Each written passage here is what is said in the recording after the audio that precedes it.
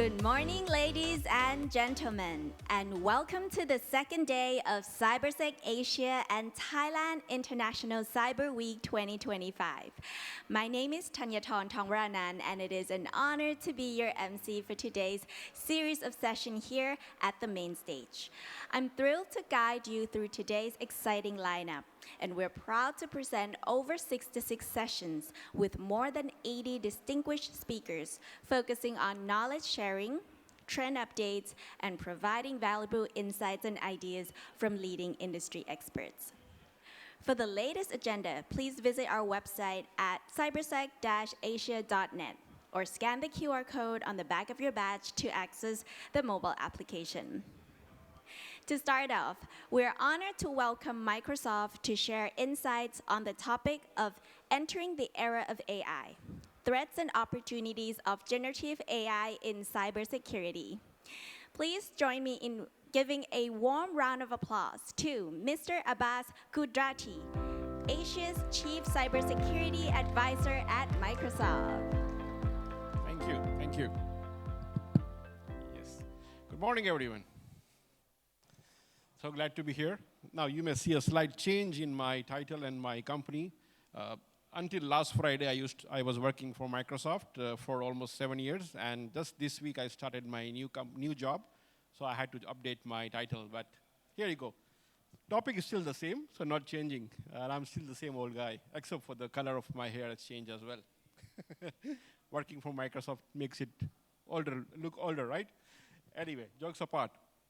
So thanks for joining me today. So topic I have is, I was just looking around. I mean, a lot of companies are talking about AI, generative AI. It is changing the world, the way we are doing the business, the way we are working on it. So I thought, why not touch upon a little bit of my personal stories? What are the threats and the opportunity this Gen AI is going to bring it?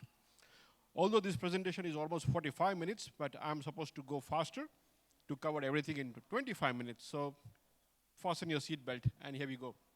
So apart from working with Silverfort and before Microsoft, I'm also author. I write many books on various topics, currently writing 2 more other books, but that's a separate thing. If you like to read some of these books, you can check it out on Amazon or ping me, and I'll be able to get you some of the copies as well.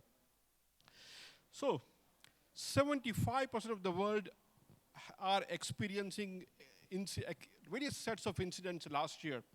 And if you look at the way incidents are being targeted, the attackers are now leveraging this new technology called Gen AI for various things. And I will touch upon who are these threat actors who are leveraging this kind of technology as well. Cyber threats are growing as well, almost by 10 times. If you look at the speed, scale, and sophistication, is just so hard for us as a defender to catch. It's like a cat and mouse game. If you look at, according to Microsoft, who have been tracking 200 threat actors in 2022, it has gone to almost 1,500. So you can imagine the scale and the speed which is growing. Attacks now only takes less than 60 minutes or 72 minutes for attacker to come inside your network and get out. So it's really the speed which we are against.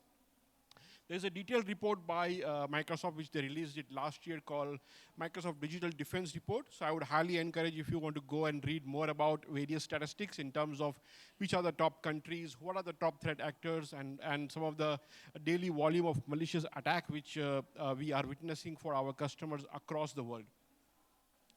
So the top countries as we see, Taiwan #1, followed by Philippines, Malaysia, Indonesia are among the top targeted in Asia region, according to Microsoft Threat Intel report. If you look at the nation-state actors, they are targeting mostly the think tanks, government, education are among the top 3 industries as we see it. And it is getting harder. If you ask any organization with a 1,500 employee, they would say we are using at least 25 to 30 different technology tools, which is really not helping them in leveraging the resources they have, the human resources required, the updates and the regulatory challenges which they are facing it. So they really need to start thinking about how these attackers are leveraging this technology and what we as a defender can do it. Attackers are using it for deepfake email, disguising the malicious code, password spray, password cracking, automated vulnerability scanning, you name it, and they are using this technology for targeting your organization. And these threats are real. If you look at the Homeland Security, they announced in 2023, they said, yes, they are getting much faster, larger, and it at a higher scale. So we really need to keep up in that space as well. Sometime last year, when I was following the first version of the presentation, I saw this article called GPT-4 can give you 53% success rate for identifying a security flaw. So what can we do in that? And there are many other examples, because as I said, I need to move a little bit faster on that. So let me highlight the top 4 threat actors around the world who are leveraging this Gen AI as we speak. Number 1 being from Russia, a threat actor called Forest Blizzard. They leverage for communication protocol assessment using LLM. They use it for satellite capability assessment. They use it for automations as well. North Korea, example, they use it for scripting. Iran for language translation and creating lots of false information over the internet. Like from China, we see Charcoal Typhoon doing the research using the technology.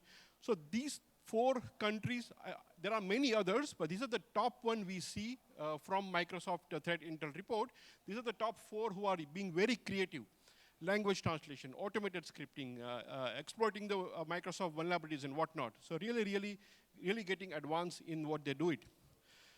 But Gen AI is not something new, or AI is not something new. It has been there since 1950. But only after the ChatGPT was launched, people started talking about Gen AI, because now they're able to do things like asking in a simple English language, creating the images, doing the task automated way. So really, we are seeing a huge intake of that. So you as a company, if you are not thinking of leveraging that technology within your company, you are missing it, because your employee will go home and try it. I have many friends who call me that, Abbas, I'm really concerned of this Gen AI being used in my company, like GPT, ChatGPT and Gemini and Bing and whatnot. I really want to block it. Well, if you're going to block it in your company, they go home and try it. So what can we do? You really need to think from a risk point of view that, okay, any new technology would come, people would think, oh, it's going to be disruptive. When calculator was invented, people thought, oh, it's going to make me dumb. I'm not going to use my brain anymore. But here you are. We are still using it, right? So don't think that AI is coming. It's already here. But now it's up to you in your hands on how you can leverage this technology to be more proactive, be more advanced, and make it easier and faster in whatever service you are providing, and let your employee use it, but in a proper way. And I will show you some of the frameworks and technique which you can leverage in your company if you are really now concerned and thinking how I can use Gen AI in my organization, right? So when I speak to companies around Asia and around the world, they are in the 4 stages of AI journey. Either they are experimenting it, we just want to explore whether we are not ready yet, or they are effectively using it for certain areas of the business, or really they have been efficient. For example, leveraging Microsoft Copilot within the organization. Not everywhere, but at least for the modern workplace. Or they are really exploiting it. They are leveraging various products which are enabled with AI within the organization. So we see in the 4 stage. So, a lot of impact, but let's touch upon the 4 impact with Gen AI are especially the CISOs are concerned of. One CISO told me that, Abbas, I'm really concerned about the noise versus signal. There's a lot of information out there. And this slide actually is from Gartner. So yeah, feel free to take a photo if you like. If you look at around the floor itself, you will see a lot of AI everywhere. So there's a lot of noise versus signal. How I'm going to pick and choose which product is right for me, right? At threat actor, as I say, they are leveraging social engineering. There's a lot of fear, uncertainty, doubt. If I don't use this technology, I will be not in a good shape. There are many products which are out of box, or some I need to embed it, right? And what about the policy? Are there regulatory framework? Do I need to create the right policy? Do I have the right skill set? How I'm going to calculate my return of investment and the cost of value of what I'm using it, really? So these are some of the top concerns which CISOs are being forced within the organization when they are thinking of leveraging this technology. And number 1 thing, if you look at it, the top concern, it always starts with data protection. What can I do with the data? If those who are following the news, last year you saw one of the organizations, Samsung, their source code was leaked on ChatGPT. By mistake or by knowingly and unknowingly, the language model was able to analyze it, and somebody asked the question, and they were able to find the details as well on ChatGPT. So really, what are we doing today concerning from the data protection? Because at the end of the day, it's all data. I'll give you a real-life example. While I was working for Microsoft, one of the company in Australia, they got really excited when they launched a product called Microsoft Copilot. Oh yeah, we want to try it and we want to implement it. And here you go. They did an excellent job selling the product. They implemented it. Within 1 week, I got a call. We are shutting it down. I said, what happened? He said, oh, somebody asked the salary of my CEO, and the Copilot was able to tell them. I said, oh, that's a really thing, but why are you shutting it down? You need to really think about doing the basic security first before leveraging this kind of technology. And they said, what do you mean? Well, do you have the right role-based access control? Have you classified the data, what you have within your organization before even implementing this technology? Because AI is going to go and analyze everything what you have within your environment, and it is going to give you answer. So it's really, at the end of the day, leveraging AI is good, very exciting, but if you haven't done the basic security things right, which includes like identity protection, having the privilege account monitored, having your data being classified, having a right role-based access control, having a knowledge where the data resides, because these tools like Copilot and everything, they would go and scan everything in your environment and collect the data, and it will answer you once you ask the question. So doing the right policy and the right basic security from the beginning is a good success start. So don't get under pressure. Oh, I heard the presentation, I'm going to try tomorrow. No. First go and check, do you have the right and the basic security in place in your environment before even thinking of doing that. So do the 3 things. Understand in terms of mapping the risk associated with AI, such as data leakage and whatnot. Then understand the impact of them, which is the second R or second M. And the third is, how are you going to manage and mitigate it? Now, where this comes from? This comes from NIST framework of NIST risk management framework for AI. And I will show you a photograph of that. So, first thing I want to highlight, running a bit fast, apologies for the bit of going in rush. I have quite a few content to share with you. So first one, if you are thinking of leveraging this kind of technology, look at this framework from MITRE called Atlas. Now, many of you are from the security background. You all know MITRE is very famous for threat hunting and threat analysis. They have a framework dedicated for Gen AI as well, called Adversarial Threat Landscape for AI. Excellent way to start to understand and map your threat metrics for AI technology. Second one, you all are familiar with OWASP for Web Application Security Project, right? They have a top 10 for that. Similarly, OWAS also have a top 10 LLM applications. At the end of the day, in AI, everything is large language model. So what are the top threats your large language model can be exploited as per the OWASP? So have a look at this framework as well and map everything under your threat metrics based on OWASP as well. One of the interesting part is the prompt injection, how people are using or jailbreaking the prompt. I'm sure you must have tried many of these things where you can fool the chat GPT by asking them a silly questions or thinking like and acting on it, and it can give you. So what can you do in that space? So there are quite a few interesting guidance available from OWASP as well. Example of prompt injection I just talked about. Second or next one, you need to understand who is responsible for what. So similar to the cloud shared responsibility model, which I'm sure you must have seen it in terms of IaaS, PaaS, and SaaS. For example, if it's the infrastructure as a service in the cloud, you are responsible for everything from the OS layer to the data layer or identity layer. Similarly, in the AI also you need to understand, are you buying an off-the-shelf product or the SaaS product, such as Microsoft Copilot? Well, you're not building it. It's a ready-made SaaS software. So who is responsible for what in that particular example of Copilot?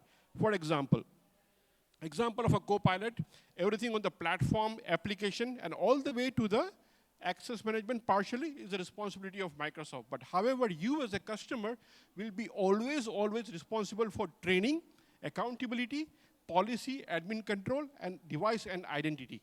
That your SaaS provider will not be able to help you. So you really need to understand this model, who is responsible for what in case of you are building a large language model or an AI engine or on your own, or you're going to buy something directly ready-made available, example as a Copilot. So understand this responsibility model.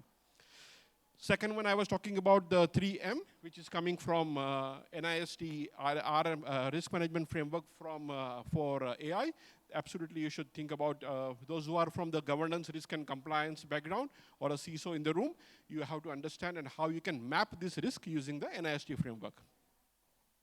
Next one is understand the principles of responsible AI framework. There is a detailed training by Microsoft on their website, so go and look at it, download the paper called Microsoft Responsible AI Framework, which you will understand how companies like Microsoft are thinking about these elements such as privacy, security, inclusivity, accountability, transparency, fairness, and safety within the model which they create.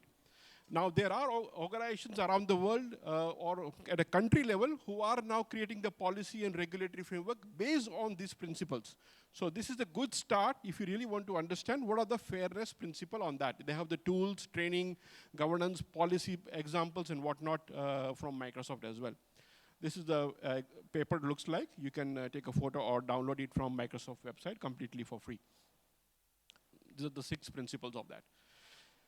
Next one I want to highlight very quickly is AI red teaming. Those who are from the ethical hacking background, pen testing background, threat hunting background, if your company is thinking of developing their own language model, and you really are being asked to do a pen test on that model, Microsoft has released a free AI red teaming tool called Pyrite, P-Y-R-I-T-E. It's called Python red teaming tool.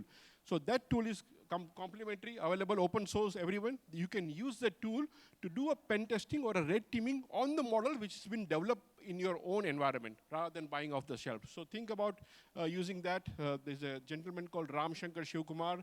He has also written a book on AI principle as well, so worth reading it. But think about leveraging this kind of technology as well in case you are doing it.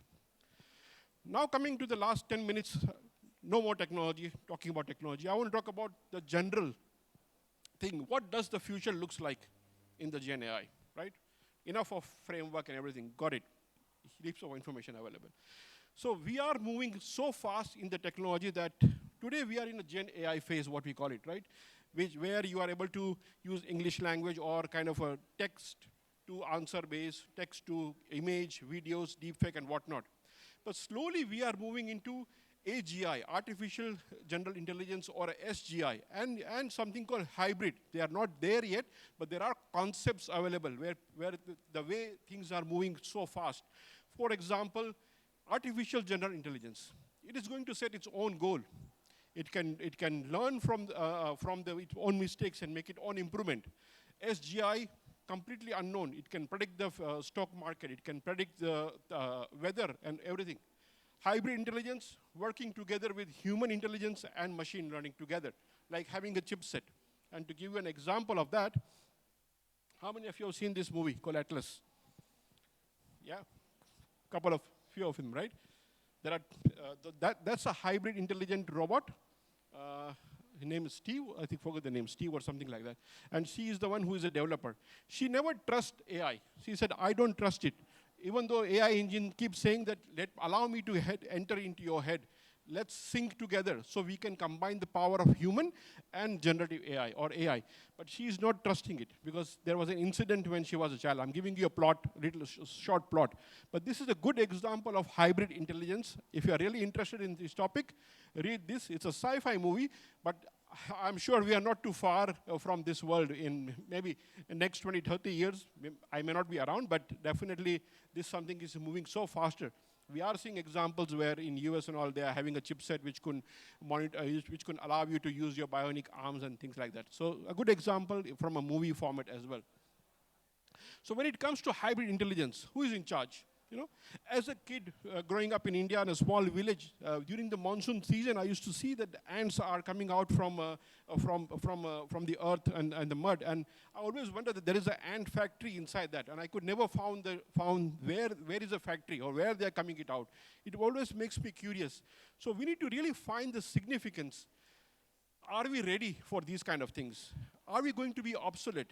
So there is a famous quote I read somewhere that you have two choices. Either you work for AI or you work with AI, right? So we really need to think about how can we work with AI to make our presence felt and not giving the full control on the AI which we are using in our environment. Because now AI is helping it to done, everything can be done faster, better, and smarter. I read another quote on social media and WhatsApp and Facebook and LinkedIn saying that we have got the AI wrong. I don't want AI to write the poetries, do the coding, and things like that. I want it to do the dishes, do the lawn, mow the lawn, and clean my house, so I can do other things which I enjoy, right? But we have got it wrong. We are using it for other things. I still have to cook. I still have to clean my own dishes and the laundry. Can't use AI for that. But very soon, I may have a washing machine, which is AI enabled. Actually, it's available today. But absolutely, we need to find what is our purpose for living, right? So what can we do as a human? How can we need to continuously evolve ourselves in terms of keeping up to date, studying, attending sessions and a conference like this, to see where the technology is moving. How can we get involved? How can we create more cybersecurity awareness culture within the company as well?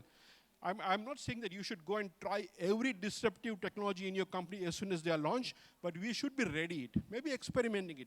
See what is the impact on the business. What is the competitive advantage it could give you, right? How can we prepare for the next protection layer, And identifying our new way of life and philosophy is something, it's a very philosophical statement, but absolutely. You must have seen this a couple of months back, which a robot in Shanghai went on a mutiny. So there was a small robot, what you see here on the bottom.